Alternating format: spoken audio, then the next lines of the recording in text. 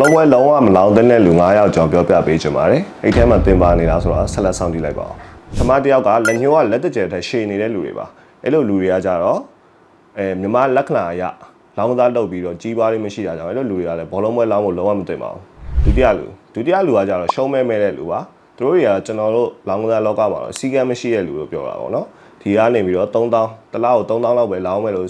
စိတ်ကူးထားရတာနဲ့3000ထပ်ပို့ပြီးတော့ရှုံးမဲရနဲ့ဆက်ပြီးတော့လိုက်တက်တဲ့လူတွေပေါ့နော်အဲ့လိုလူတွေကလုံးဝ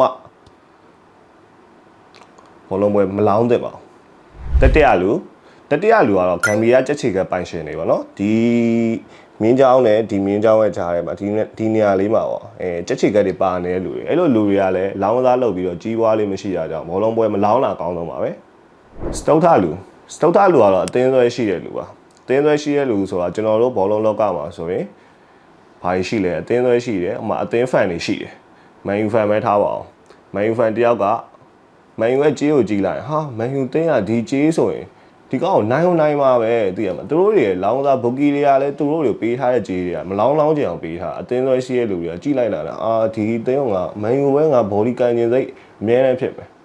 ဒါပေမဲ့မန်ယူကဘော်ဒီတွေအောင်နေတာပေါ့နော်ဒီနောက်ပိုင်းတွေကအောင်နေတာရှိရမယ်ကျွန်တော်ကဥပမာပြောပြတာပါဒါပေမဲ့အသင်းသွဲရှိတဲ့လူတွေကလည်းဘောလုံးပွဲလောင်းရင်တော့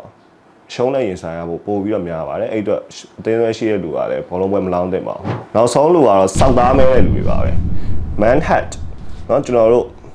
အမျိုးသားကျမ်းမာရေးအဖွဲ့အစည်းရဲ့စစ်တမ်းကောက်ယူချက်တွေအရအသားဖြူတဲ့လူတွေတိုင်းအသားမဲတဲ့လူတွေကပို့ပြီးတော့ gambling ဆွဲတဲ့ addiction ပေါ့နော် gambling addiction ပေါ့လောင်းကစားဆွဲတဲ့ပြဿနာပို့ပြီးတော့ရှိတယ်ဆိုပြီးတွေးရှိရတယ်အဲ့ထဲမှာအသက်30အောက်စော်မရှိတဲ့စောက်သားမဲကောင်တွေကပို့ပြီးတော့gambling ကိုဆွဲမြဲဖြစ်တတ်တယ်ဆိုပြီးတော့ပြောထားရရှိပါအဲ့ဒါစောက်သားမဲနေပြီဆိုရင်လည်းတင်းကဘောလုံးပွဲမလောင်းသင့်ပါဘူးကြောကြီးကမင်းပေါက်လို့ပဲသားတွေပဲရှောက်ပြောနေတာမင်းပြောမယုံဆိုရင်တော့နော် Viber Telegram ဖုန်းနံပါတ်39966318လေးမှာဘောလုံးကောင်းဖွင့်ပြီးလာဆော့ကစားလို့ရပါတယ်ဗျငွေကြေးစိတ်ချသေးကြတော့ကျွန်တော်ရဲ့အဓိကဝန်ဆောင်မှုပါပဲကျေးဇူးပါ